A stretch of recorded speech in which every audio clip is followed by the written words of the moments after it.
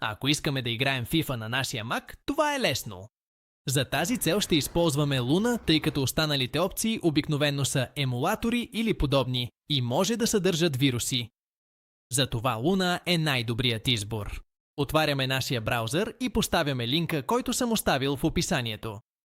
Сега натискаме на безплатен пробен период и ще ни попита за метод на плащане, тъй като, въпреки че няма да ни таксуват, това е необходимо, за да се активира пробният период.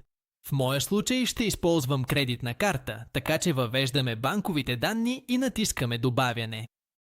Важно е, ако не искаме да ни таксуват след края на пробния период, да отидем в този раздел и да кликнем върху Отказ от абонамента. Ще можем да продължим да се възползваме от абонамента до посочената крайна дата.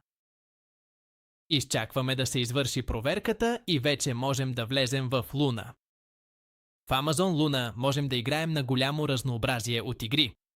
Дори и да нямаме най-добрия компютър, ще можем да се наслаждаваме на много заглавия без усложнения.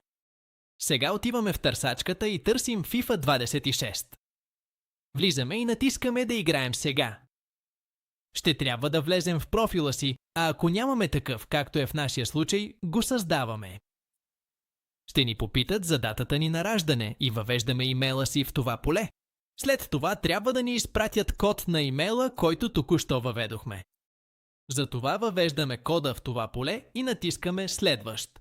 На този етап въвеждаме желаното от нас име в това поле и предпочитаната от нас парола в другото. След като сме готови, натискаме Създай. Ако отново натиснем бутона Тъй играй сега и изчакаме да зареди, вече ще можем да се насладим на FIFA 26 на нашия Mac.